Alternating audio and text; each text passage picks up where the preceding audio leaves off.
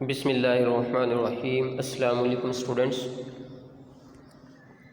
आप देख रहे हैं Hasan scholars public school YouTube channel. Subject mathematics, class 7 progressive. आज हम चैप्टर नंबर 1 का लेक्चर नंबर 3 स्टार्ट करेंगे। तो आज का हमारा टॉपिक होगा यूनियन एंड इंटरसेक्शन। तो हम यूनियन एंड इंटरसेक्शन की एग्जांपल देखते हैं। एग्जांपल्स ऑफ 1.3 में union and intersection of two sets कि टू सेट्स का यूनियन और इंटरसेक्शन आपने कैसे फाइंड करना है। तो पहले हम देखते हैं कि यूनियन ऑफ टू सेट्स के टू सेट्स का जो यूनियन होता है वो क्या होता है। The union of two sets A and B is denoted by A union B के दो सेटों का यूनियन इसको हम डिनोट करते हैं ए यूनियन बी के साथ। And is the set of all the element of set A as well as all the elements of set B. दो सेट ए और बी का यूनियन एक ऐसा सेट होता है जो सेट ए या सेट बी या इन दोनों सेट्स के तमाम एलिमेंट पर मुश्तमिल होता है। इसके बाद हम एग्जांपल करते हैं। फॉर एग्जांपल आपके पास दो सेट दिए हुए हैं, एक सेट एक्स दिया है और एक सेट वाई दिया है। इसका हम यूनियन फाइंड करते हैं। तो X union Y is equal to, पहले आपने सेट ऑफ एक्स के एलिमेंट लिखे हैं, फिर यूनियन, फिर आपने वाई के एलिमेंट लिखे हैं। तो X union Y is equal to आपके पास आ जाएगा 2, 4, 6, 7, 8 और 10।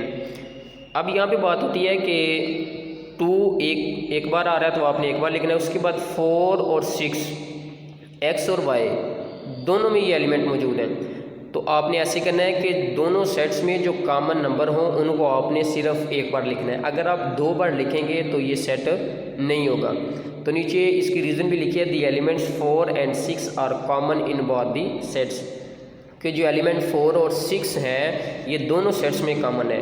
The common elements are written only once, जो कॉमन एलिमेंट होंगे इनको आपने सिर्फ एक बार लिखना है। उसके बाद हम देखते हैं कि इंटरसेक्शन ऑफ टू सेट्स के दो सेट्स का इंटरसेक्शन।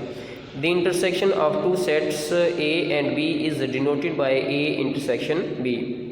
दो सेट्स का इंटरसेक्शन ए और बी इसको हम डिनोट करते हैं A intersection B. And is the set of all the common members of A and B, कि दो सेट ए और बी का इंटरसेक्शन एक ऐसा सेट होता है जो सेट ए और सेट बी के कॉमन एलिमेंट्स पर मुश्तमिल होता है। इसके बाद हम एग्जांपल करते हैं, आपको जो ना वो इंटरसेक्शन की समझ आ जाती है। फॉर एग्जांपल आपको सेट दिया है if A is equal to 1, 2, 3, 4 और सेट ऑफ बी आपको दिया है 2, 4, 6 और 8। तो ये आपके पास आ जाएगा A intersection B is equal to set of A. आपने लिखा 1, 2, 3, 4, उसके बाद इंटरसेक्शन, उसके बाद सेट ऑफ बी 2, 4, 6 और 8। अब हम इसका इंटरसेक्शन फाइंड करते हैं। तो ये आपके पास आंसर आ गया A intersection B is equal to 2 और 4। जैसा कि हमने डेफिनेशन में पढ़ा है कि इंटरसेक्शन वो होता है कि जो जितने आपको सेट दिए हों, यहाँ पे आपके पास 2 सेट दिए हुए हैं, तो 2 सेट्स में जो कॉमन एलिमेंट होंगे वही आपका इंटरसेक्शन होगा। जिस तरह सेट ऑफ ए में आपके पास 2 आ रहा है, सेट ऑफ बी में भी 2 आ रहा है। सेट ऑफ ए में आपके पास 4 आ रहा है और सेट ऑफ बी में भी आपके पास 4 आ रहा है। इसलिए दोनों सेट्स में जो कॉमन एलिमेंट होंगे वही हमारा इंटरसेक्शन होगा। उसके बाद हम करते हैं कि डिफरेंस ऑफ टू सेट्स, के दो सेट्स का जो डिफरेंस होता है, फ़र्क होता है, उसको हम कैसे फाइंड करते हैं। कि the difference of two sets A and B is denoted by A minus B, के दो सेट्स उनका अब जब आपने डिफरेंस फाइंड करना है तो इसको हम लिखते हैं ऐसे A minus B. It is the set of all those element of set A that are not in set B, कि सेट ए के तमाम एलिमेंट मौजूद हों और सेट बी में ना हो। कि दो सेट्स का फ़र्क इस तरह होता है कि जो सेट ए के तमाम एलिमेंट्स पर मुश्तमिल हो, जो सेट बी के एलिमेंट ना हो। उसके बाद कहते हैं simply A minus B is a set of only those members of set A which are not in B. जिस तरह मैंने ऊपर आपको बताया कि सेट ए के आपके पास एलिमेंट मौजूद हो जो कि सेट बी में मौजूद ना हो, ये आपके पास डिफरेंस होता है। हम एग्जांपल भी करके देख लेते हैं ताकि आपको जो है वो अच्छी तरह समझ आ जाए। तो फॉर एग्जांपल सेट ऑफ ए आपको दिया 2, 3, 4, 5 और 6 और सेट ऑफ बी आपको दिया है 1, 3, 5, 7 और 9। जब हम इसका डिफरेंस फाइंड करेंगे तो पहले आपने लिखना है सेट ऑफ ए, फिर माइनस, फिर सेट ऑफ बी। तो ए माइनस बी जब हम डिफरेंस फाइंड करेंगे तो ये देखें आपके पास आ रहा है सेट ऑफ ए में आपके पास 2 और जो कि सेट ऑफ बी में आपके पास 2 जो नंबर है डिजिट है वो मौजूद नहीं है, इसलिए हमने 2 लिख दिया। उसके बाद 3 सेट ऑफ ए में भी मौजूद है, बी में भी मौजूद है, इसको आपने नहीं लिखना। उसके बाद 4 सेट ऑफ ए में है और सेट ऑफ बी में नहीं है, इसको आपने लिखना है। उसके बाद है 5 सेट ऑफ ए में भी मौजूद है, सेट ऑफ बी में भी मौजूद है, इसको आपने नहीं लिखना। उसके बाद है 6 सेट ऑफ ए में मौजूद है और सेट ऑफ बी में मौजूद नहीं है, तो 6 भी आपने लिख दिया। उसके बाद बात आ जाती है सेट ऑफ बी के, जो आपके पास 2 एलिमेंट रहते हैं 7 और 9। इनको हमने क्यों नहीं लिखा?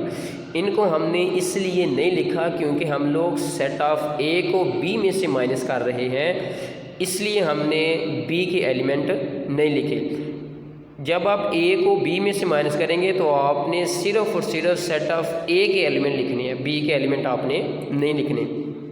इस तरह हम अगली एग्जांपल देख लेते हैं। अगली में कहा हुआ है b minus A, b minus A is equal to, पहले आपने सेट ऑफ b लिखना है, फिर आपने सेट ऑफ a लिखना है। तो जब आप b माइनस ए फाइंड करेंगे तो आपके पास आंसर आ जाएगा। ये देखिए सेट ऑफ b में आपके पास 1 है, सेट ऑफ a में आपके पास नहीं है, आपने 1 लिख दिया।